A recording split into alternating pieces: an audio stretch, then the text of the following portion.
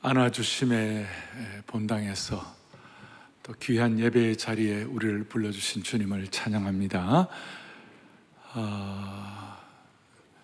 참 우리가 전대미문의 코로나 사태 가운데서 오늘 사랑의 교회는 311분의 형제자매들에게 학습과 세례를 거행하게 되었습니다.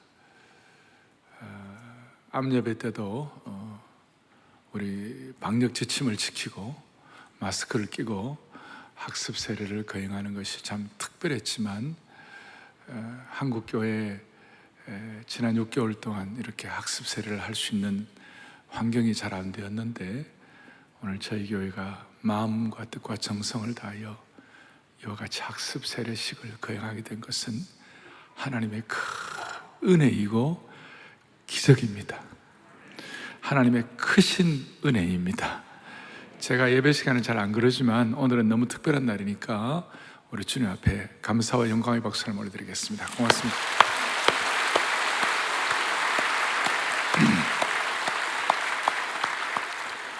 오늘 말씀의 제목은 소망의 포로, 또 포로들, 또 부제는 더 가까이 돌아오라 라는 부제로 말씀드릴 수 있겠습니다. 사실 세례식은 주님께로 돌아오는 특별한 확고한 예식이라고 말할 수 있습니다. 오늘 세례받는 여러분들은 개인적으로 나는 주님께로 돌아가는 예수님의 제자입니다, 이런 표현이고, 또 우리 교회 입장에서는 나는 공동체를 위하여 주님 나라에 신실하고도 충성된 성도가 되겠습니다 하는 그런 돌아감의 표현이고, 또 한 걸음 더 나아가서 오늘 세례받고 난 다음에 다른 사람들을 예수님께로 돌아오게 하는 축복의 통로가 되겠습니다 하는 그런 참 예식이라고 말할 수가 있습니다. 자, 오늘은 제가 이런 귀한 예식에 스가랴 강해를 해야 되는데 사실은 최소한 30-40분의 시간이 필요합니다만은 오늘은 그렇게 시간을 다 쓸 수 없어서 오늘 좀 뼈대 핵심을 여러분들에게 좀 같이 나누겠습니다. 그래서 제가 이렇게 딱 전할 때에 여러분들은 찰떡같이 알아듣기를 바랍니다. 예? 오늘은 좀 단단한 식물이라 할지라도 좀 찰떡같이 알아듣기를 바랍니다. 오늘 3절에 너는 여호와께로 돌아오라, 만군의 여호와께서 말씀하시되 여호와께로 돌아오라 라고 그랬습니다. 이 돌아오라는 말은 오늘 좀 히브리어 원어를 제가 잘 안 하지만 좀 기억하시고 슈브라고 그렇게 얘기하는데, 누구에게로 돌아오라고 그러는 건가? 무슨 율법으로 돌아오라, 이전의 종교로 돌아오라, 이전의 땅으로 돌아오라, 이런 개념보다는 오늘 주님이 뭐라고 말씀하셨냐면 내게로 돌아오라 그랬습니다. 오늘 여러분들 마음의 문을 열고 세상의 복잡한 마음의 창문들을 다 닫아 걸고 주님께 우리의 영혼의 안테나가 고추서서 주님께로만 돌아갈 수 있도록 축복해 주시면 좋겠습니다. 그런데 이 돌아오라는 말, 내게로 돌아오는 이 말씀이 만군의 여호와 하나님의 첫 일성이에요. 다시요, 누가요? 만군의 여호와. 만군의 여호와란 뜻이 어떤 뜻입니까? 모든 천군 천사들의 큰 왕이시다. 온 우주의 주인이시며 우주의 권세자이시다. 온 우주의 능력자이시다. 별들의 주님이시다. 이 땅에서 하늘의 권세자이시다. 그 만군의 하나님께서 첫 일성으로 너희는 내게로 돌아오라 그렇게 하셨어요. 이게 왜 이렇게 중요한가 하면 이 오늘 첫 일성이 남은 내용들의 토대가 되기 때문에, 남은 내용들의 기본이 되기 때문에 그렇습니다. 스가랴서를 계속 여러분들이 계속 묵상하는 가운데 오늘 만군의 여호와 하나님, 온 우주와 별들과 천군 천사의 큰 왕이시며 주관자이신 그 만군의 여호와 하나님께서 돌아오라 그러셨으니 여기에 우리의 마음의 귀를 쫑깃 세우는 축복이 있기를 원합니다. 그리고 앞으로 남은 수많은 우리 말씀과 내용들의 기본이 된다는 것은 어떤 뜻인가, 이런 뜻이에요. 여러분들과 저희 생애에서 가장 중요한 것이 뭡니까? 여러 가지가 있지만 예수님이 이 땅에 오셔서 제일 먼저 하신 일이 회개하라, 하나님의 나라가 가까웠다, 천국이 가까웠다 그랬어요. 그러니 우리 입장에서 오늘 조금 우리가 어느 정도 신앙의 어떤 그 단계에 들어가신 분들은 우리가 부족하지만 그래도 우리의 마음의 소원과 기도의 제목은 주님, 내 삶과 가정과 내 남은 인생을 통하여 하나님의 나라가 도래하게 하여 주십시오. 하나님의 나라가 내 가운데 임하게 하여 주십시오. 좀 하나님의 나라라는 말이 어렵지만 우리 지난번에 아브라함 카이퍼의 말에 의하면 영역 주권, 내 삶의 모든 각 영역마다 주님의 연호, 주후, 주님의 연대표를 쓰게 하여 주십시오. 이제 그렇게 우리가 마음의 소원을 하게 되는 것입니다. 이것은 너무나 엄청난 거예요. 우리같이 부족한 인생이 어떻게 그런 원대한 사명과 포부를 가질 수가 있겠나요? 쉬운 건 아니죠. 그러나 예수 믿는 모든 사람들은 주님이 모든 성도들에게 기도를 가르쳐 주셨을 때 이렇게 했죠. 하늘에 계신 우리 아버지, 하나님의 나라가 우리에게 임하여 주시옵시고 하나님의 뜻이 이루어지게 하여 주옵소서. 그러니까 주님의 관심사가 우리의 관심사가 되는 모든 주의 권속들은 하나님의 나라가 우리 가운데 임하는 것, 하나님의 나라의 도래가 우리에게는 관심이 되어야 한다는 것이에요. 그러면 이게 이제 기본이 되어야 한다는 것인데, 하나님의 나라의 도래가 우리에게 임한다는 말은 그것이 충족이 되려면 우리가 어떻게 해야 되는가? 주님께로 돌아가야 한다는 것이에요. 그러니까 주님께로 돌아가야 하나님의 나라의 도래가 임한다는 것입니다. 아니, 하나님의 나라의 도래가 우리 가운데 임하려면 주님께로 돌아가야 한다는 것입니다. 다 이해하시겠습니까? 이걸 제가 좀 어려운 말로 이렇게 표현을 해봤어요. 같이 한번 보겠습니다. 시작. 만군의 여호와의 돌아오라는 말씀은 강력하고도 예리한 요청으로 인간의 책임인 동시에 하나님의 주권적인 역사이다. 그 다음에 우리의 돌아감과 하나님 나라의 도래는 서로 때려야 뗄 수 없는 관계이다. 다음에 돌아감과 하나님의 통치는 달라 보이지만 사실 같은 방식이다. 이거는 신학생들도 이거 이해하기가 쉽지 않는데 사나이 교회 교우들과 오늘 온라인 오프라인으로 예배들이 참여하는 분들은 성령께서 역사하셔서 이것이 무슨 뜻인지 알아듣도록 은혜 주시면 좋겠어요. 그러니까 하나님 나라가 내게 도래한다는 것과 내가 주님께로 돌아간다는 것은 말은 다르지만 사실은 같은 방식이다, 같은 내용이다, 이렇게 말할 수 있는 것이에요. 그리고 이것이 여러분들의 것으로 확인되고 오늘 세례받는 여러분들의 것으로 확인되고 이것이 기도의 제목이 되고 여기에 집중하다 보면요, 여러분들의 삶에 대반전이 일어나는 거예요. 여러분들의 삶에 인생이 뒤집어지는 역사가 일어나는 것이. 목사님 저거 뭐 한다고 무슨 뒤집어집니까? No. 이걸 제대로 깨닫고 성령의 영감과 조명과 계시에 의하여 이 말씀이 내게 확보되는 그 순간, 여기에 내 기도의 제목이 되고 이것이 내 사명이 되는 그 순간 내 인생이 뒤집어지는 거예요. 에이 목사님, 그게 아니에요. 오늘 이 사건은 아람어로 그 유대라는 말을, 유다나라라는 말을 아람어로는 예후드라고 그래요. 예후드라고 그러는데, 예후드라는 그것은 조그마한 부분이었어요. 세계적인 큰 제국으로 보면 그는 아무것도 아닌 조그마한 어떤 귀퉁이였어요. 오늘 여러분 이 말씀을 들으면서 성도들 가운데 나는 지금 한쪽 구석에 온중 은혜 채플 저쪽에 뭐 또 온라인 오픈할 때 다 구석에서 듣고 있는데 그게 나하고 무슨 상관이겠냐? 아니에요. 오늘 이 말씀이 여러분들의 성령님의 조명을 통하여 레마의 말씀으로 임하게만 하면 내 삶에 대반전이 일어나기 시작하는 것이에요. 그래서 오늘 4장 10절 앞부분에 뭐라고 얘기하고 있습니다. 이렇게 나오고 있죠. 작은 일의 날이라고 멸시하는 자가 누구냐? 그게 작은 일이 아니야. 하나님의 나라의 도래를 위하여 여호와께로 돌아간다는 이 엄청난 사건 앞에 이것이 내게, 이 말씀이 내게 확신이 되고 기도의 제목으로 되고 사명으로 확인되면 여기에 어떤 여러분들의 삶에 드라마틱한 대반전이 일어난다는 것이에요. 작은 일이 아니라는 거예요.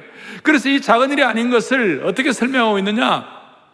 학개서에는 이렇게 표현하고 있어요. 여러분, 학개서는 학개, 스가랴, 말라기는 소위 공시적인 예언서라고 그래요. 뭐라고 그런다고요? 공시, 같은 눈을 가지고 보는 것이라 그래요. 신약에도 여러분 공관복음이라고 들어보셨어요? 누가 사는 공관, 그런 거 말고 공관복음은 같은 공통적인 안목을 가지고 본다. 그래서 이걸 시놉틱 가스펠이라고 그래갖고 마태, 마가, 누가복음 세 복음을 공관복음이다 그래요. 자, 이 마태, 마가, 누가복음을 뭐라고 그런다고요? 공관복음이라고 하는 것처럼 스가랴, 학개, 말라기를 공시 예언서다 그래요. 그러니까 스가랴에 나타난 것과 학개에 나타난 것이 서로 연계가 되어 있어요. 2달 차이로 서로 연계가 되어 있어요. 그래서 오늘 이런 일들이 작은 일이 아니고 하나님 앞에서 큰 일이라는 걸 뭐라고 표현하고 있냐면 학개서 2장 6절에 놀라운 말씀이에요. 다 같이 또박또박 같이 보겠습니다. 만군의 여호와가 이같이 말하노라. 조금 있으면 내가 하늘과 땅과 바다와 육지를 진동시킬 것이에요. 할렐루야. 만군의 여호와는 우주의 하나님, 권세자, 별들의 주님, 천군 천사들의 큰 왕이 같이 말하노라. 조금 있으면 이 말씀을 너희들이 제대로 깨닫기만 하면 하늘과 땅과 바다와 육지를 진동할 것이다. 한자로 사자성어로 경천동지란 말 아시죠? 우리의 인생에 경천동지할 사건이 될 것이다. 자, 이걸 제가 모아가지고 뭐라고 설명했냐면 이렇게 설명하고 있는 것이에요. 지금 예루살렘 겉으로 볼 때 같이 읽겠습니다. 겉으로 볼 때 예후드라는 작은 지역에서 일어나는 작은 사건을 통하여 하나님 나라 전체 무대가 준비되고 새 창조가 임하는 것이다. 이거야말로 경탄할 만한 사건이고 하나님의 나라가 우리 공동체와 세상에 침투해 들어오는 드라마틱한 사건이다. 성경 해석들을 제가 모아가지고 정리를 한 거예요. 여러분, 이게 아무것도 아닌 것이 아니고 이것이 드라마틱한 사건이 될 수가 있고 이것이 경탄할 만한 역사가 일어나는 것이에요. 그래서 오늘 이제 조금 이따 제가 말씀을 드릴 텐데 이 내용들을 적용할 때에 오늘 이번 주간 다음 주간 무슨 일이 일어날지 한번 기대해 보시기를 바라요. 하나님의 필요하면 세례받는 듣고 학습받는 분들뿐만 아니라 우리 모두에게 오늘 이 온라인 오픈하러 들어오는 모든 분들에게 신적 개입의 역사를 통하여 내 인생의 대반전이 일어날 수 있는 것이에요. 대반전이 일어날 수 있는 거예요. 드라마틱한 사건. 그래서 지금 정보 전체주의다, 그리고 무슨 구글이나 페이스북이다, 네이버다, 뭐 세상이 대단한 것 같지만 우리가 그분들보다도 하드웨어나 기계공학적으로는 부족할지 모르지만 이걸 영적으로 깨달으면 극복할 수가 있습니다. 자, 이런 말씀을 드려도 제가 이 말씀 많은 분들이 그렇게 될 수 있도록 은혜 주옵소서 하고 사모하지만 어떤 분들은 목사님 그래도 뭐 나는 되겠나? 그게 어찌 그리 가능하겠나? 그런 분들은 오늘 저 구석에 몇 분이 있을 수가 있어요. 누군지 좀 약간 그럴 수가 있어요.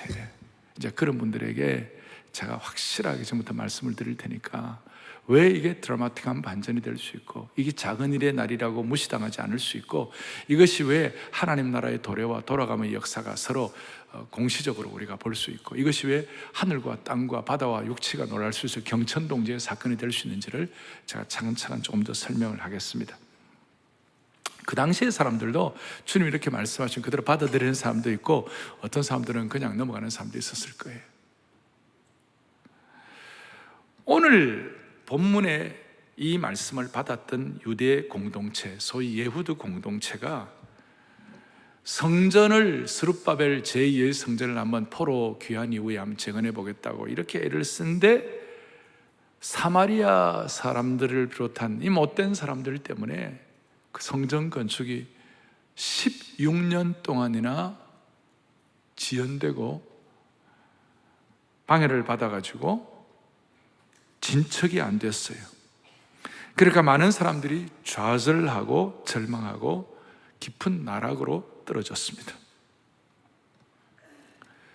그래서 이 좀 좌절하는 그 예후드 유대 백성들의 마음속에, 예후드는 유대라는 말에 아람어라고 그랬어요. 그 당시에 통용되던 말들이었어요. 아람어에 이 예후드, 이 유대 백성들의 사람들 가운데 내가 이렇게 주님 앞에 이 말씀을 받고 열심히 기도하는데도 불구하고 뭔가 왜 이렇게 결과가 없나?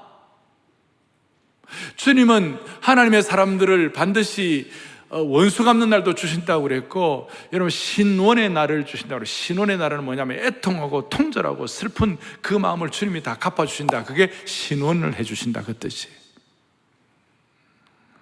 하나님은 하나님의 백성들을 높이시고 백성들의 적들을 굴복케 하시고 신원의 날을 주시고 복수의 날을 주신다고 하시더니 오늘 우리 주일을 보니까 그게 아니라는 거예요. 무슨 이게 신원의 날인가? 여러분 지금 여러분 개인적으로 볼 때 뭐 우리 정치적인 상황이나 또 우리 돌아가는 모든 사건들을 보면서 있잖아요. 이게 무슨 신혼의 날인가?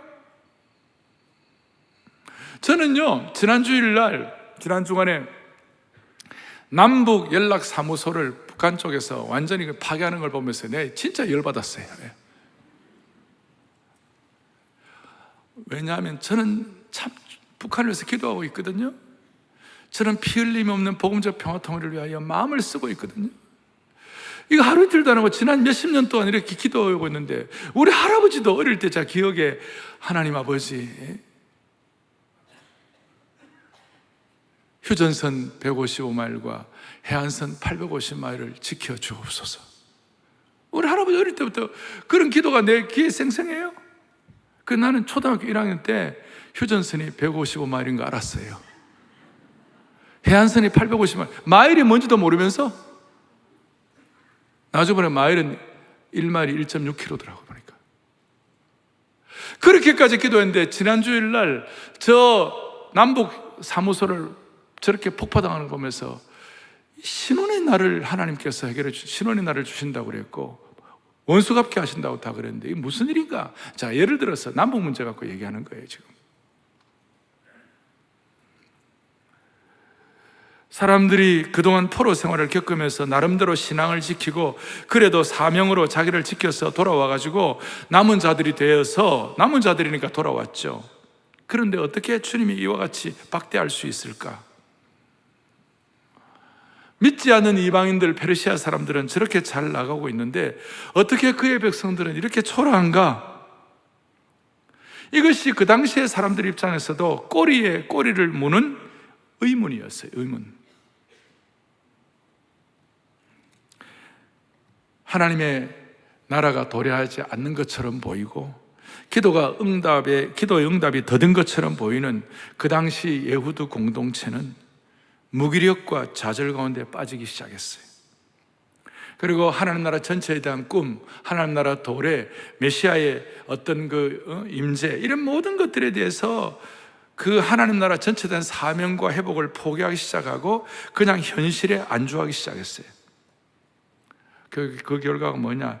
집이나 좀 꾸미고 살자. 제가 집 꾸미는 게 나쁜다는 것이 아니라 사명을 포기한 대신에 집을 꾸미기 시작해가지고 학교에서 1장에 보면 너희가 아름답고 판벽한 집에 사는 것이 그것이 가능하냐 그랬어요. 오죽하면 통일이 안 되니까, 통일 문제 해결 안 되니까 그냥 차나 바꾸자, 뭐 그거가 비슷할지 몰라요. 차나 바꾸자. 제가 말하는 차는 T를 말하는 것이 아니라 자동차를 말하는 거예요 지금. 그리고 그런 삶에 만족하는 사람도 있었어요. 소확행이란 말이 되게 대체적으로 좋은 의미로 쓰여지지만 사명을 잃어버린 소확행은 안 돼요. 우리 그리스도인들은. 소확행이 뭔지 아시죠? 작지만 확실한 행복, 거기에 매여가지고 큰 사명을 잃어버린 거예요. 물론 그 사람들이 무신론자가 되었다거나 하나님을 반역했다거나 우상 숭배자가 되었다는 것이 아니에요. 그냥 나름대로 신앙 지켜요.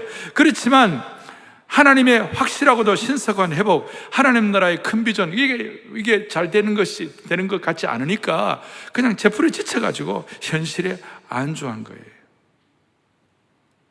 그럴 때 오늘 만군의 여호와 하나님께서, 하늘의 권세자 모든 천군 천사의 큰 왕께서 첫 일성으로 너희는 돌아오라, 다시 사명을 회복하라. 하나님의 나라의 도래를 회복하라. 돌아오면 하나님의 나라의 도래가 될 것이다.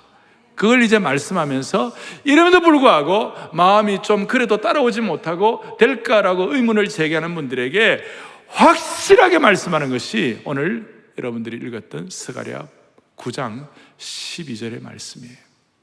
다시 스가랴 9장 12절을 보겠습니다. 같이 보겠습니다. 갇혀 있으나 소망을 품은 자들아, 너희는 요새로 돌아올지니라. 내가 오늘도 이르노라. 내가 너에게 갑절이나 갚을 것이라. 아멘. 스가랴 9장 12절에 갇혀 있으나 소망을 품은 자들아, 저 내용이 눈에 확 잡힌 거예요. 갇혀 있으나, 마치 지금 갇혀 있는 것 같은 상황이에요. 무슨 기도에도 이루어지지 않는가, 신혼의 날도 없고 하나님이 약속하신 어떤 것도 해결되지 않는 것처럼 보이는 그런 마음 자체가 갇혀 있는 거예요. 그런 어려운 상황 가운데서 소망을 품은 자들, 이렇게 말씀해요. 그래서 갇혀 있으나 소망을 품은 자들아 라는 저 말씀을 좀 더 잘 해석하기 위하여 세 번역에는 뭐라고 나와 있는가, 이렇게 나와 있어요. 사로잡혔어도 희망을 잃지 않는 사람들아. 조금 더 쉬운 현대 번역은 뭐라고 얘기하고 있냐면 희망을 가진 포로들아. 희망을 가진 포로들아. 그래서 이 갇혀 있으나 소망을 품은 자들을 한마디로 직역을 하면 무슨 말이냐면 소망의 포로들아, 이렇게 말할 수 있어요. 어떻게 보면 소망이라는 말과 포로라는 말은 서로 안 맞는 것 같아요. 그러나 지난주에 우리는 주후 하나님의 연표 아래 하나님의 영역 주권을 인정하는, 그러니까 하나님의 영역 주권의 거룩한 포로가 되면 우리가 하나님 앞에서 주신 사명과 소망을 일구어 나갈 수가 있다는 것이에요. 그러니까 서로 안 맞는 것 같지만 사실은 역설이 서로 만나가지고 더 강력한 진리를 선포하는 것이에요. 사랑하는 교우들이여, 우리 모두는 주님 안에서 환경을 불구하고 우리는 다 소망의 포로가 되었습니다. 우리는 주님의 사랑의 포로가 되었습니다.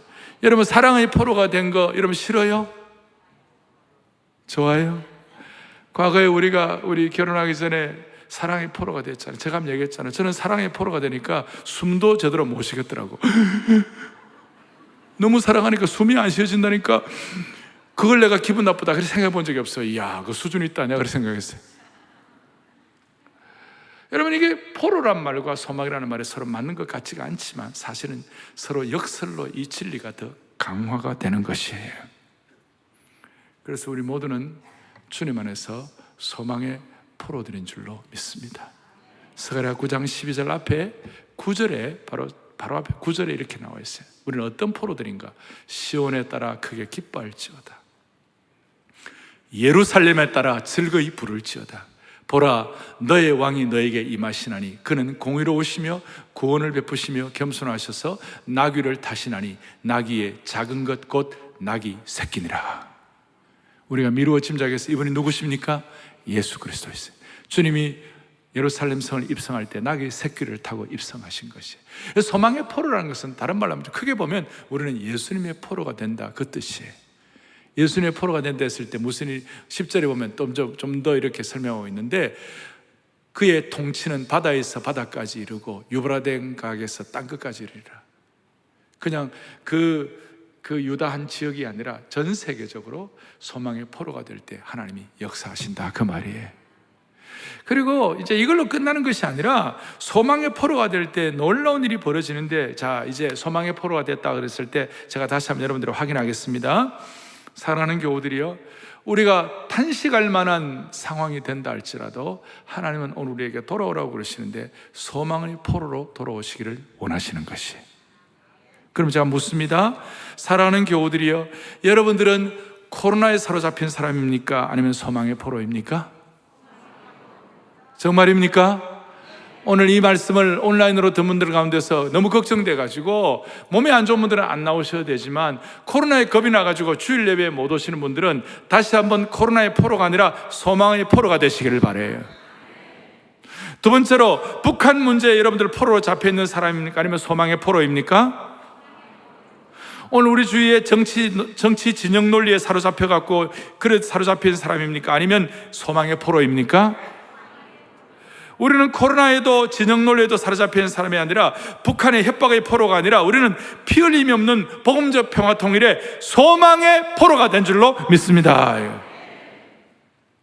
이런 소망의 포로가 되었을 때 오늘 9장 12절 너희는 소망의 포로라고 말씀하시면서 12절 뒷부분에 뭐라고 말씀하시는가? 여기에 놀라운 일이 벌어지는 거예요. 갇혀 있으나 소망을 품은 자들아, 한마디로 소망의 포로들아, 너희는 요새로 돌아올지니라. 이 요새는 예루살렘, 새 예루살렘 지역을 뜻하기도 하지만 어떻게 보면 예수 그리스도를 의미하는 것이에요. 주님께로 돌아올지어다. 그렇게 할 때 다시 한번 내가 오늘날 너에게 이르노라, 내가 너에게 갑절이나 갚을 것이라. 요새는 예루살렘이나 예수님 자체를 말씀하지만 그게 돌아갔을 때 내가 너에게 갑절이나 갚을 것이라. 저는 이게 너무 좋아요. 여기에 갚을 것이라는 이렇게 강조가 되어 있는데, 갚을 것이라는 말이 히브리어로 슈브예요. 슈브. 그럼 제가 아까 슈브란 말 말씀드렸죠? 안 드렸습니까? 처음에 제가 돌아오라는 말이 히브리어로 슈브라고 그랬죠?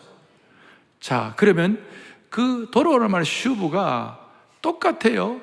갚을 것이라는 말이 히브리어로 슈브예요. 갚다라는 히브리어 단어와 스가랴 1장 3절에 돌아오라는 히브리어 단어, 그 내용이 둘 다 똑같이 슈브로 동일하다는 것이. 그리고 돌아오면 주님이 갚아주시는데 어떻게 갚아주시느냐? 갑절이나 갚아주는 거예요.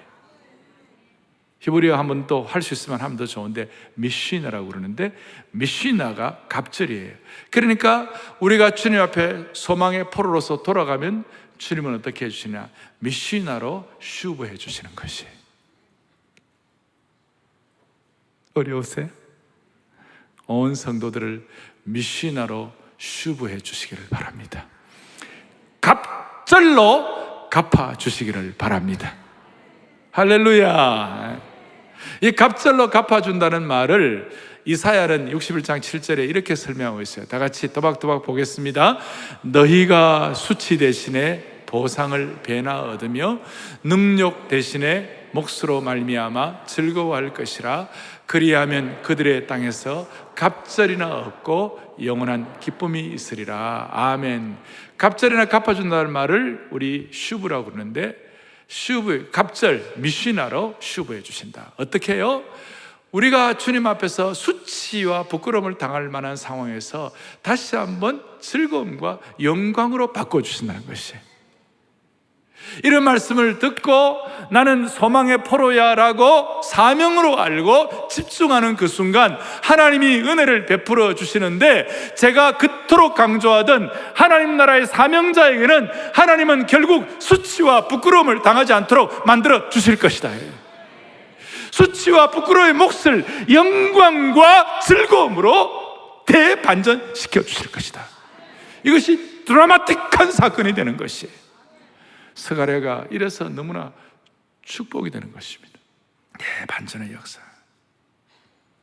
그리고 난 다음 그 대반전의 역사를 일으키고 바로 12절 뒤에 13절에 스가랴 9장 13절에 또박또박 같이 보겠습니다. 내가 유다를 당긴 활로 삼고 에브라임을 끼운 화살로 삼았으니 시온아, 내가 내 자식들을 일으켜 헬라 자식들을 치게 하며 너를 용사의 칼과 같게 하리라. 아멘. 미슈나와 슈브, 배로 갑절로 갚아주시고 돌아오는 자에게 갑절로 갚아주시면 무슨 일이 벌어지냐? 우리가 당긴 활이 되는 거예요. 끼운 화살이 되는 거예요. 확실하게 우리 앞에 있는 모든 것들을 뚫어버릴 만하고 타겟을 맞출 만하고 극복할 수 있도록 확실한 활과 화살의 역할을 하게 해주시는 주님을 찬양합니다. 더더구나 우리의 자식들을 일으켜가지고 헬라의 자식들을 치게 하셨다. 그 당시 헬라는 세계 최고의, 나중에 일어날 일인데 최고의 제국의 그 모든 역사의 어떤 우상 같았던 그 제국의 통치자 누굽니까? 알렉산더. 알렉산더의 제국을 유다같이 조그마한 나라가 승리하게 하리라. 우리는 하나님 나라 영적 이스라엘, 영적인 예후드, 영적인 유다 지파로서 하나님이 주시는 은혜를 가지고 이것이 우리의 것으로 사명이 될 때에 너희 자식들은 헬라 제국을 치게 하리라.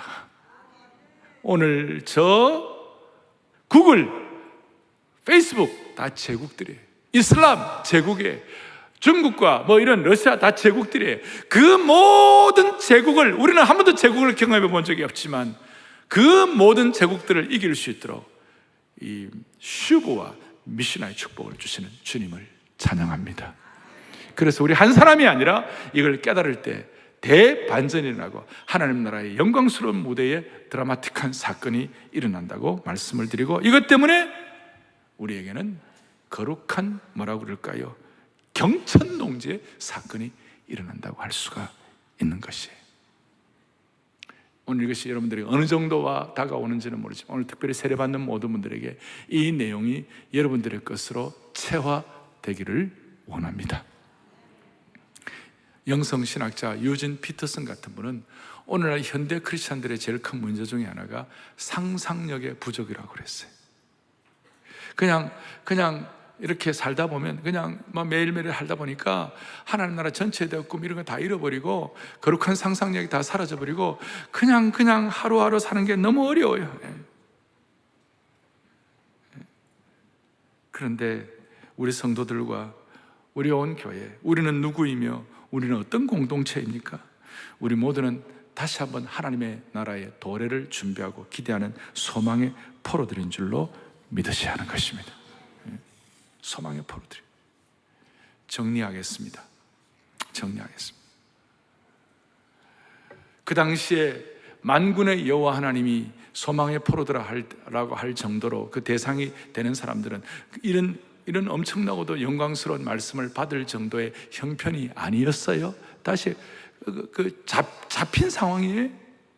정치적으로는 페르시아의 통치를 받는 불안한 상태에 있는 식민지 사람들이었어요. 또 잡힌 자들, 경제적으로는 궁핍한 이민자들이었어요. 잡힌 자들, 사회적으로는 포로로 끌려가지 않고 본토에 남아있던 사람들, 특별히 포로 후기에 온 사람들은 그 사마리아 사람들 때문에 내부적 핍박 가운데서 심신이 지친 사람들이었어요. 무엇보다 신앙적으로는 성전 건축 중단이 16년간 이어지면서 초심이 흔들리고 영적으로 메말라 있던 상황이었어요.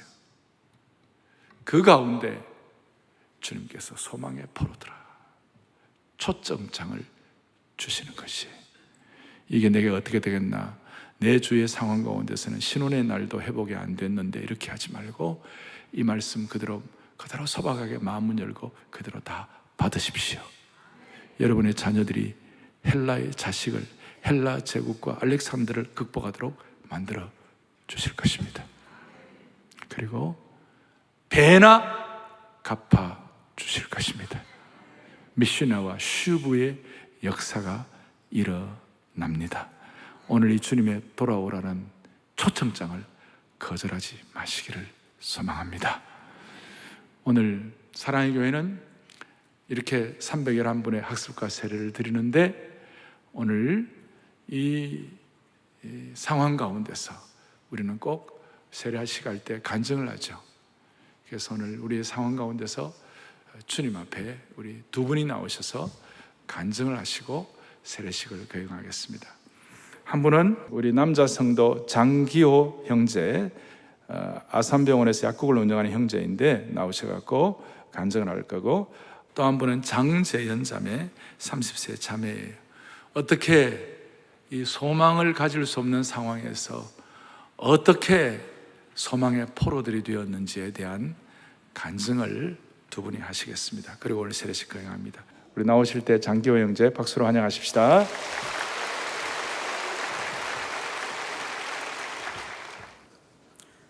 저는 30명의 직원들과 함께 매일 수백 명의 환자들이 다녀가는 대형 약국을 경영하는 약사입니다. 저의 삶을 돌이켜보면 무엇 하나 든든하게 의지할 것이 없는 막막한 불안감이 있었습니다. 심지어는 열심히 공부해서 약사가 되었지만 한 번뿐인 인생을 어떻게 살아야 하는지, 그냥 이대로 살다가 죽으면 되는 것인지, 이런 삶에 의미가 있는 것인지 항상 해결되지 않는 고민과 질문이 있었습니다. 이런 저의 삶은 아버지가 목회자이신 지금의 여자친구를 만나 교회에 나오면서 바뀌게 되었습니다. 처음부터 여자친구가 얼마나 좋았는지 교회 가자는 말에 무조건 따라 나섰고, 그 후로 약 4년 동안 예배 시간마다 담임 목사님 말씀을 통해 하나님이 나를 얼마나 사랑하시는지 깨닫게 되었습니다. 예수 그리스도를 믿는 믿음 주셔서 구원 얻게 하시고 하나님께서 여기까지 나를 부르시고 인도하셨다는 사실을 알게 되었습니다. 의지할 것이 없어 불안했던 삶에서 하나님을 신뢰하는 삶으로 새날이 열리는 능력의 삶이 된 것입니다. 은혜 받으며 신앙생활하던 중 지금의 약국을 운영하게 되었습니다. 그런데 그 규모가 너무 커서 아직 젊은 제가 감당하기에는 너무 벅차다고 생각했습니다. 실제로 금전적으로도 어렵고 많은 직원들이나 수백 명의 환자를 대하는 일이 결코 쉽지 않았습니다. 저는 다시 또 불안해지기 시작했습니다. 그러나 이미 저를 변화시킨 하나님께서는 다시 용기를 주셨고, 시작도 해보기 전에 포기하지 말고 이만한 규모의 약국을 주신 이유가 반드시 있을 테니 이 약국을 주님께 맡기고 전적으로 주님을 신뢰하며 의지하며 운영해보자 생각했습니다. 그런 저의 기대와는 달리 더 큰 문제들이 생겼습니다. 단순히 경영이 어려운 정도를 뛰어넘어 법적, 세무적, 노무적 문제들의 압박이 전방위적으로 저를 괴롭혀왔습니다. 이 모든 일이 너무나도 견디기 힘들어 포기하고 싶은 순간이 한두 번이 아니었습니다.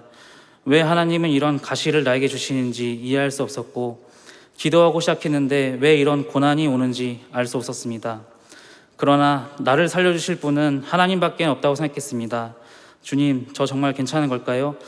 이 약국은 주님께서 세우신 약국이니 부디 지켜주시고 저 좀 제발 살려주세요. 저는 이렇게 간절함으로 기도하였습니다. 그리고 길게만 느껴졌던 2년의 시간이 흐른 지금, 하나님의 신적 개입의 놀라운 역사로 모든 과정을 순식간에 해결해 주셨음을 성도님들 앞에 간증하게 되었습니다. 저는 하나님이 하시는 일을 감히 짐작조차 할 수 없게 되었습니다. 그저 나를 인도하신 대로 맡기고 주님의 약국에서 이웃들에게 봉사하며 살아가는 것이 저의 유일한 삶의 목표가 되었습니다. 저는 근본적으로 불안했고 삶의 의미도 몰랐으며 이런 대형 약국을 경영할 능력도 없는 사람이었습니다. 또한 앞으로의 삶도 가시와 같은 고난이 많은 삶이 될지도 모릅니다. 그럼에도 불구하고 어려움과 고비와 시련 속에서 저의 삶의 주인이신 주님이 저를 붙들어 주셨음을 경험했기에 하나님께서 함께 하시면 가시도 능력이 될 수 있음을 믿습니다. 감사합니다.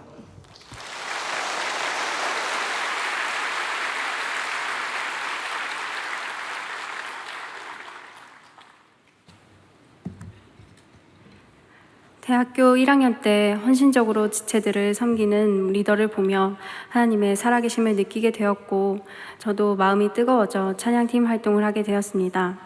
대학부 시절 시작된 찬양 사역을 뜨겁게 이어가면서 직장 생활을 하던 중 당시 군 복무 중이었던 남자친구가 북한의 목함지뢰로 다리를 잃어버리는 사고를 당했습니다.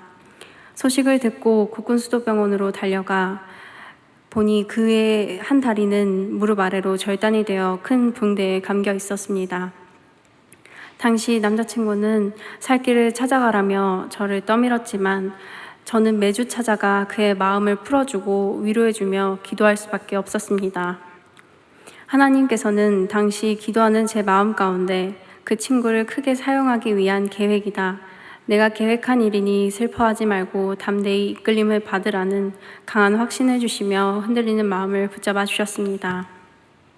이후 남자친구는 폐혈증, 환상통, 생사를 짖는 소독 등 말로 다할 수 없는 고통의 시간을 견뎌내야 했습니다. 하나님 은혜가 아니었다면 견디기 힘든 시간 속에서 하나님은 남자친구의 손을 놓지 않으셨고 사고 이후 6개월이라는 짧은 시간에 재활까지 마칠 수 있는 기적을 베풀어 주셨습니다. 모진 시련 속에서도 사랑을 키워갔던 저희는 당연히 결혼을 반대할 수밖에 없는 부모님을 설득해 결혼하게 되었습니다. 하지만 시련은 이것으로 끝나지 않았습니다. 다니던 직장 상사의 폭언으로 저의 자존감이 크게 낮아졌고 스트레스를 받게 되면서 두피와 얼굴 전체가 껍질이 벗겨지듯이 각질이 쉴 새 없이 흘러내리는 성인 아토피에 시달렸습니다. 1년 동안 온갖 치료를 다했지만 낫지 않았고 고통으로 밤을 지새우기 일쑤였습니다. 오랜만에 만난 사람들은 저의 얼굴을 보고 놀라서 눈을 어디에 둬야 할지 몰라 했습니다. 남편 사건에 대한 충격과 저의 몸 상태 때문에 말까지 어눌해졌고 얼굴도 이 모양이었지만 하나님을 향한 마음에는 변함이 없었기에 다시 찬양 사역을 하던 중 2018년 가을 특색 기간에 하나님께서는 저희 부부에게 새 생명을 허락해 주셨습니다. 찬양 사역을 통해 마음은 회복되었지만 임신으로 인한 호르몬 변화로 증세가 더욱 악화되어 잠을 잘 수 없을 정도로 괴로웠습니다. 하나님께서 건강도 좋지 않던 때에 새 생명을 허락하신 이유가 무엇인지 이해할 수 없었습니다. 하지만 아이를 품에 안자마자 저를 향하신 하나님의 마음을 깨달았습니다. 저의 건강뿐 아니라 영혼 깊은 곳까지 온전히 치유하고 싶은 하나님의 큰 사랑이 생생히 느껴졌습니다. 제가 부모가 되어 자녀를 안고 보니 나의 아버지이신 하나님이 자녀인 나를 얼마나 귀하게 여기시는지, 독생자이신 예수님을 내어주실 정도로 나를 사랑하신다는 것과 내 몸과 마음을 얼마나 치유하기 원하시는지를 깨닫게 해주셨습니다. 하나님은 저희 가족에게 고난자분이 축복이라는 것을 알려주셨습니다. 의족을 사용해도 한 걸음 걷는 것이 고통스러운데 하루를 견디는 법을, 외모와 외부의 상황이 아닌 마음과 영혼을 섬기는 법을, 약한 자의 마음을 헤아리는 법을, 어두운 고통의 길을 묵묵히 걸어가는 법을 알려주셨고 지금도 저희를 인도해 가고 계십니다. 앞이 보이지 않던 절망적인 상황 속에서 회복길을 내셔서 저에게 가장 좋은 길을 만들어 주셨습니다. 우주의 주인이신 하나님이 먼지 같은 한 사람을 위해 광야에 길을 내시고 사막에 강을 만드셨으니 어떤 상황에서도 영원히 주님을 찬양하고 싶습니다. 감사합니다.